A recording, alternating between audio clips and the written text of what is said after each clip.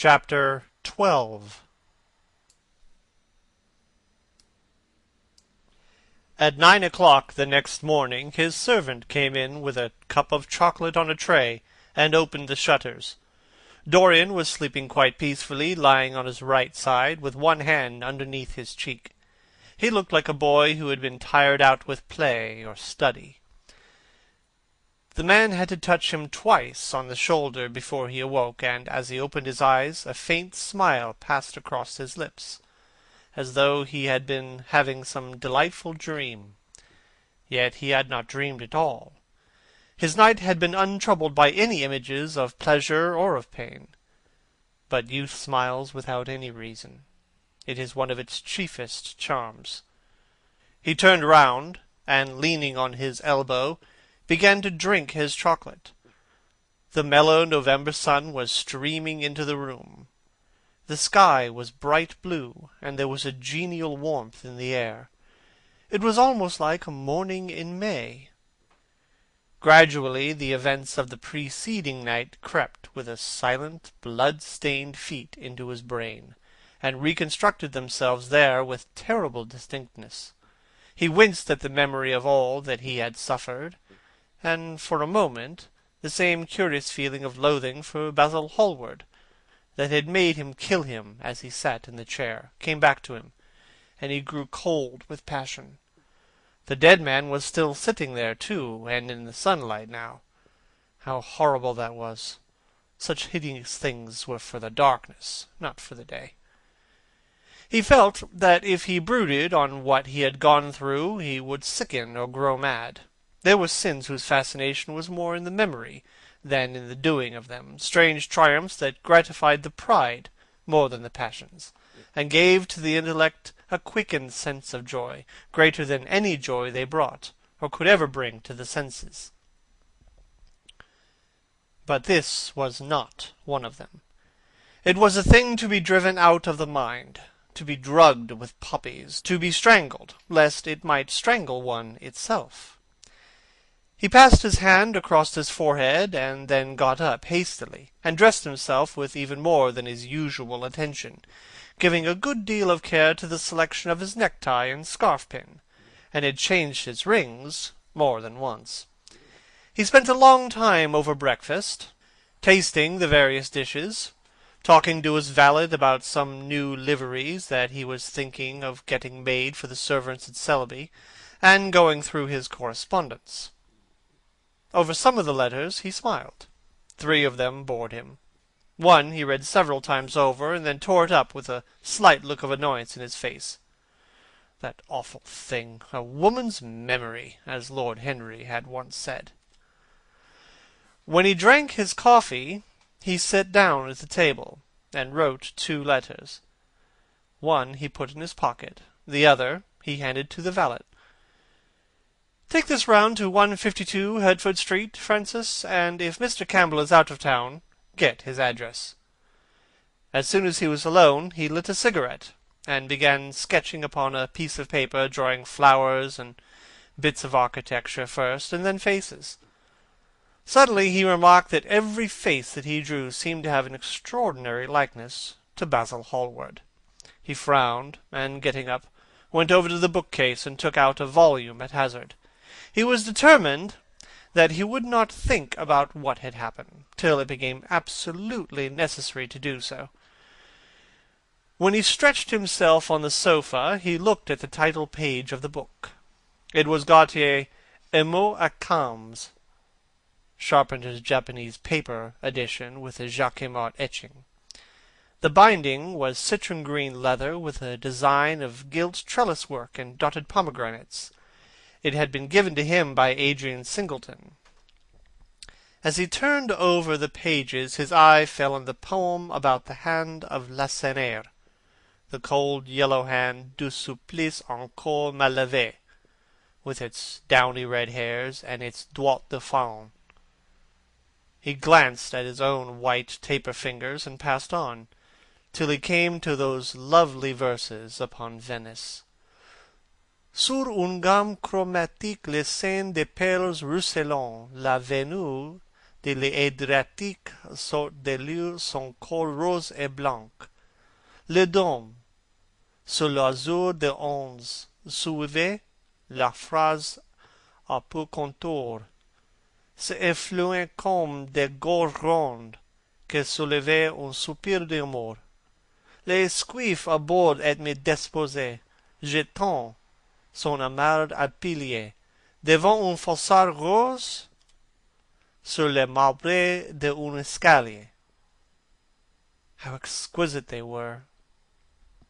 As one read them, one seemed to be floating down the green waterways of the pink and pearl city, lying in a black gondola with silver prow and trailing curtains. The mere lines looked to him like those straight lines of turquoise blue that follow as one pushes out to the Lido. The sudden flashes of color reminded him of the gleam of the opal and iris-throated birds that flutter round the tall honeycomb campanile, or stalk, with such stately grace through the dim arcades. Leaning back with half-closed eyes, he kept saying over and over to himself, devant une facade rose sur les marbrés d'un escalier. The whole of Venice was in those two lines. He remembered the autumn that he had passed there, and a wonderful love that had stirred him to delightful, fantastic follies. There was romance in every place, but Venice, like Oxford, had kept the background for romance, and background was everything, or almost everything. Basil had been with him part of the time, and had gone wild over Tintoret. Poor Basil! What a horrible way for a man to die! He sighed, and took up the book again, and tried to forget. He read of the swallows that fly in and out of the little cafe at Smyrna, where the Hadjis sit counting their amber beans, and their turbaned merchants smoke their long tasselled pipes, and talk gravely to each other, of the obelisk in the Place de la Concorde, that weeps tears of granite in its lonely, sunless exile, and longs to be back by the hot, lotus-covered Nile, where there are sphinxes, and rose-red ibises, and white vultures with gilded claws, and crocodiles with small beryl eyes that crawl over the green, steaming mud, and of that curious statue that Gautier compares to a contralto voice, the Monstre Charmant that couches in the Porphyry room at the Louvre. But after a time the book fell from his hand. He grew nervous, and a horrible fit of terror came over him. What if Alan Campbell should be out of England? Days would elapse before he could come back. Perhaps he might refuse to come. What could he do then? Every moment was of vital importance. They had been great friends once, 5 years before, almost inseparable indeed. Then the intimacy had come suddenly to an end. When they met in society now, it was only Dorian Gray who smiled. Alan Campbell never did. He was an extremely clever young man, though he had no real appreciation of the visible arts, and whatever little sense of beauty of poetry he possessed, he had gained entirely from Dorian. His dominant intellectual passion was for science. At Cambridge he had spent a great deal of time working in the laboratory, and had taken a good class in the natural science tripos of his year. Indeed, he was still devoted to the study of chemistry, and had a laboratory of his own, in which he used to shut himself up all day long, greatly to the annoyance of his mother, who had set her heart on his standing for Parliament, and had a vague idea that a chemist was a person who made up prescriptions. He was an excellent musician, however, as well, and played both the violin and the piano better than most amateurs. In fact, it was music that had first brought him and Dorian Gray together, music and the indefinable attraction that Dorian seemed to be able to exercise whenever he wished, and indeed exercised often without being conscious of it. They had met at Lady Berkshire's the night Rubinstein had played there, and after that used to be always seen together at the opera, and wherever good music was going on. For 18 months their intimacy lasted. Campbell was always either at Selby Royal or in Grosvenor Square. To him, as to many others, Dorian Gray was the type of everything that is wonderful and fascinating in life. Whether or not a quarrel had taken place between them, no one ever knew. But suddenly people remarked that they scarcely spoke when they met, and that Campbell seemed always to go away early from any party at which Dorian Gray was present. He had changed, too, was strangely melancholy at times, appeared almost to dislike hearing music of any passionate character, and would never himself play, giving as an excuse, when he was called upon, that he was so absorbed in science that he had no time left to practice. And this was certainly true. Every day he seemed to become more interested in biology, and his name appeared once or twice in some of the scientific reviews in connection with certain curious experiments. This was the man that Dorian Gray was waiting for, pacing up and down the room, glancing every moment at the clock, and becoming horribly agitated as the minutes went by. At last the door opened, and his servant entered. "Mr. Alan Campbell, sir." A sigh of relief broke from his parched lips, and the colour came back to his cheeks. "Ask him to come in at once, Francis." The man bowed and retired.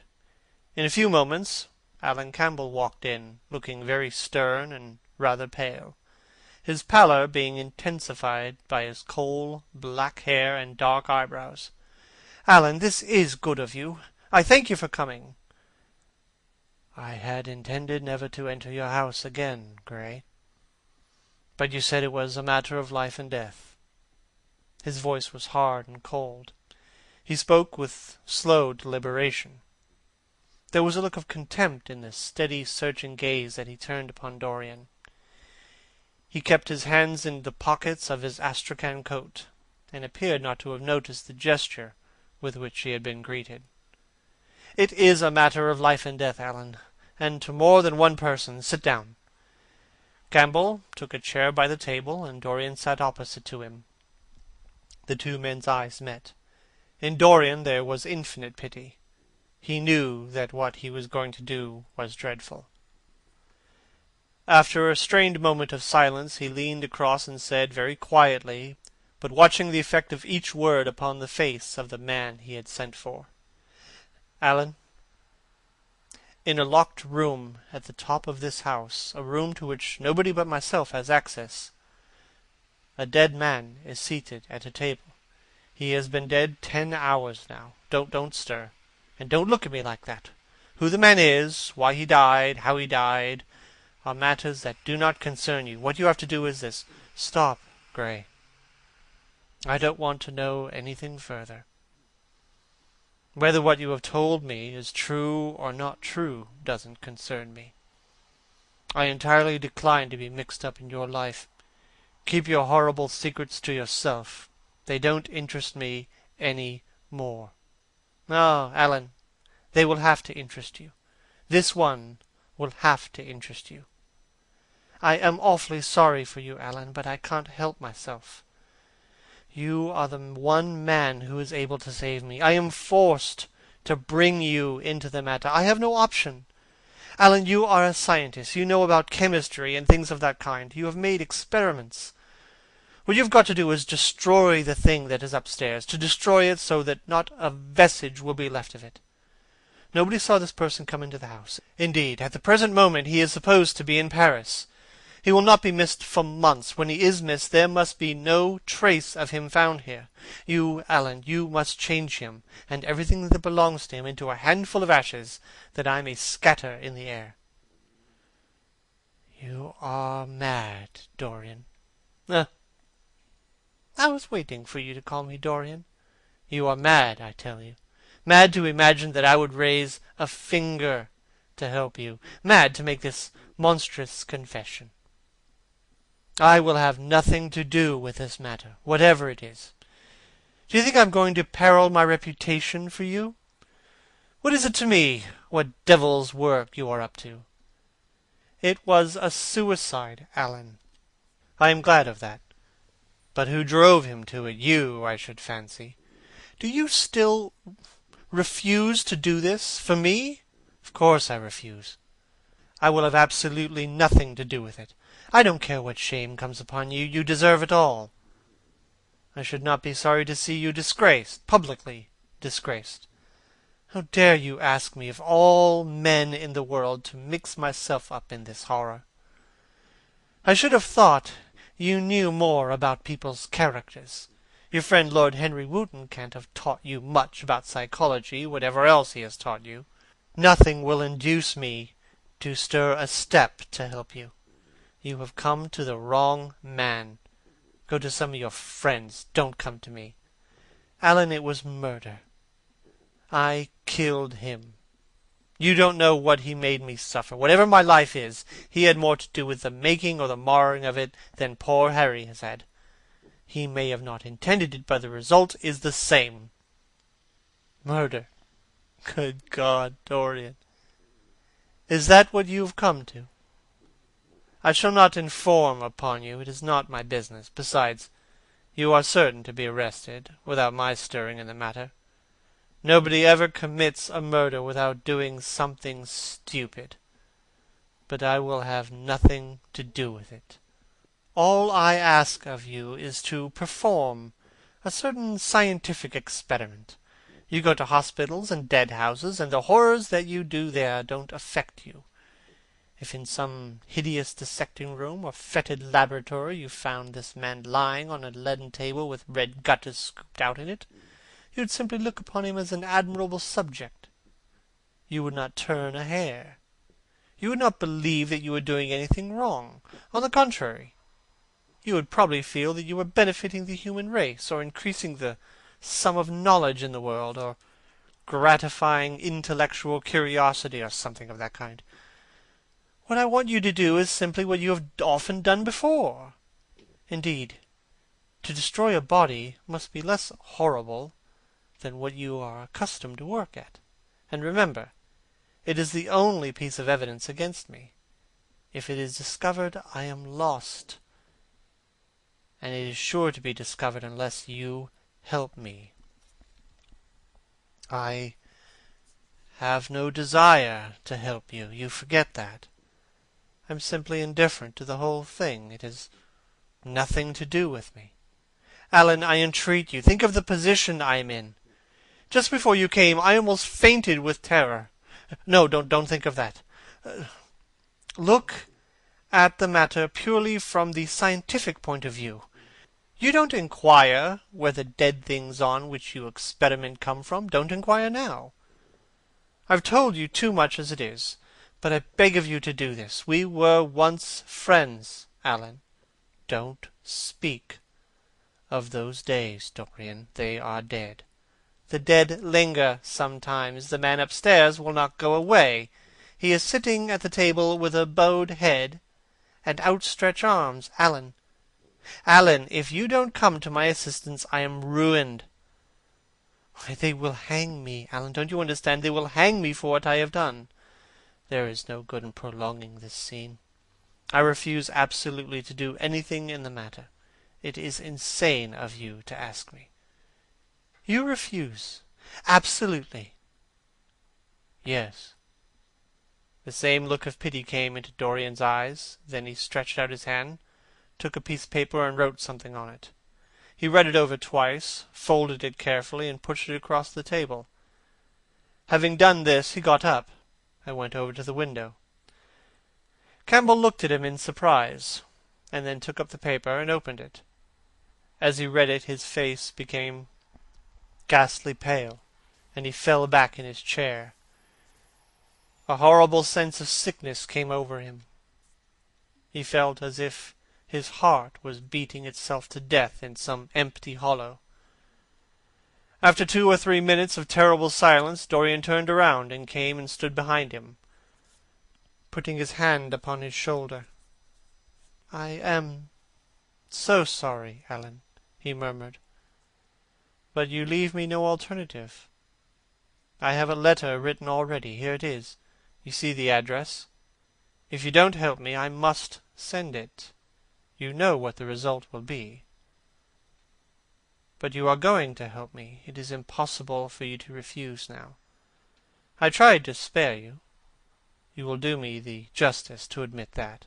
You were stern, harsh, offensive.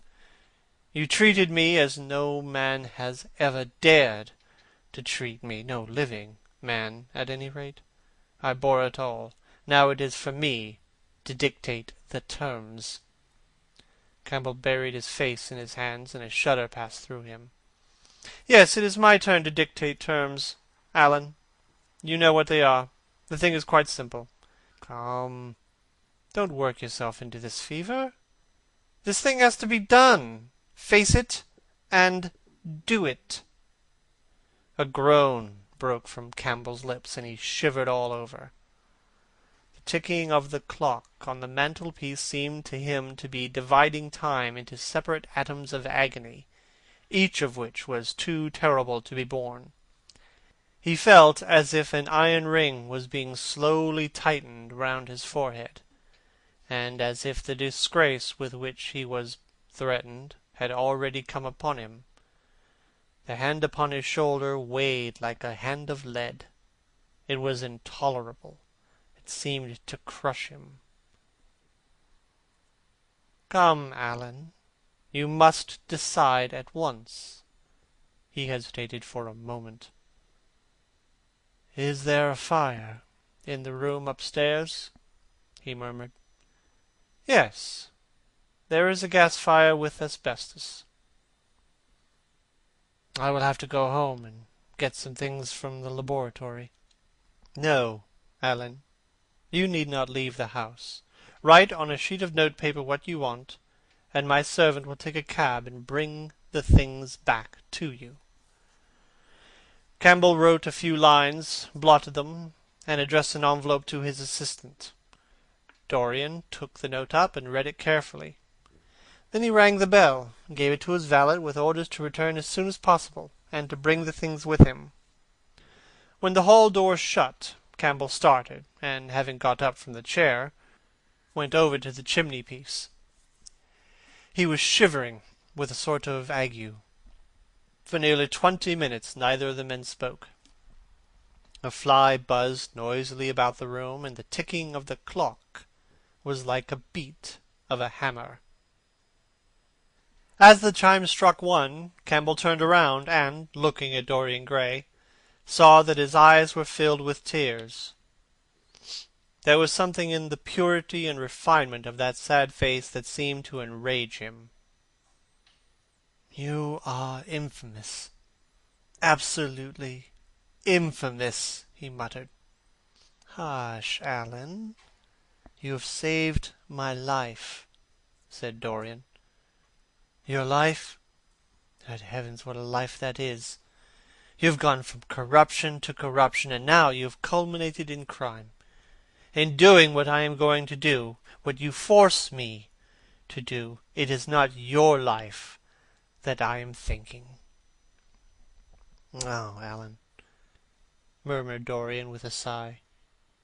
I wish you had 1,000th part of the pity for me that I have for you. He turned away as he spoke, and stood looking out at the garden. Campbell made no answer. After about 10 minutes a knock came to the door, and the servant entered carrying a mahogany chest of chemicals, with a small electric battery set on top of it. He placed it on the table and went out again, returning with a long coil of steel and platinum wire and 2 rather curiously shaped iron clamps. "Shall I leave the things here, sir?" he asked Campbell. "Yes," said Dorian. "And I'm afraid, Francis, that I've another errand for you. What is the name of the man at Richmond who supplies Selby with orchids?" "Harden, sir." "Yes, Harden. You must go down to Richmond at once, see Harden personally, and tell him to send twice as many orchids as I ordered, and to have as few white ones as possible. In fact, I don't want any white ones. It is a lovely day, Francis, and Richmond is a very pretty place. Otherwise, I wouldn't bother you about it." "No trouble, sir. And what time shall I be back?" Dorian looked at Campbell. "How long will your experiment take, Alan?" he said in a calm, indifferent voice. The presence of a third person in the room seemed to give him extraordinary courage. Campbell frowned and bit his lip. "It will take about 5 hours," he answered. "It will be time enough, then, if you are back at 7:30, Francis. Or stay, just leave my things out for dressing. You can have the evening to yourself. I am not dining at home, so I shall not want you." "Thank you, sir," said the man, leaving the room. "Now, Alan, there is not a moment to be lost. How heavy this chest is! I'll take it for you. You bring the other things." He spoke rapidly and in an authoritative manner. Campbell felt dominated by him. They left the room together. When they reached the top landing, Dorian took out the key and turned it in the lock. Then he stopped, and a troubled look came into his eyes. He shuddered. "I don't think I can go in, Alan," he murmured. "It is nothing to me. I don't require you," said Campbell coldly. Dorian half opened the door. As he did so, he saw the face of the portrait grinning in the sunlight. On the floor in front of it, the torn curtain was lying. He remembered that the night before, for the first time in his life, he had forgotten to hide it when he crept out of the room. But what was that loathsome red dew that gleamed, wet and glistening on one of the hands, as though the canvas had sweated blood? How horrible it was! More horrible, it seemed to him for the moment, than the silent thing that he knew was stretched across the table, the thing whose grotesque misshapen shadow on the spotted carpet showed him that it had not stirred, but was still there as he left it. He opened the door a little wider and walked quickly in, with half-closed eyes and averted head, determined that he would not look even once upon the dead man. Then, stooping down, and taking up the gold and purple hanging, he flung it over the picture. He stopped, feeling afraid to turn round, and his eyes fixed themselves on the intricacies of the pattern before him. He heard Campbell bringing in the heavy chest, and the irons, and the other things that he had required for his dreadful work. He began to wonder if he and Basil Hallward had ever met, and, if so, what they had thought of each other. "Leave me now," said Campbell. He turned and hurried out, just as conscious that the dead man had been thrust back into the chair and was sitting in it, with Campbell gazing into the glistening yellow face. As he was going downstairs, he heard the key being turned in the lock. It was long after 7 o'clock when Campbell came back into the library. He was pale, but absolutely calm. "I have done what you asked me to do," he muttered, "and now good-bye. Let us never see each other again." "You have saved me from ruin, Alan. I cannot forget that," said Dorian simply. As soon as Campbell had left, he went upstairs. There was a horrible smell of chemicals in the room, but the thing that had been sitting at the table was gone. End of chapter 12.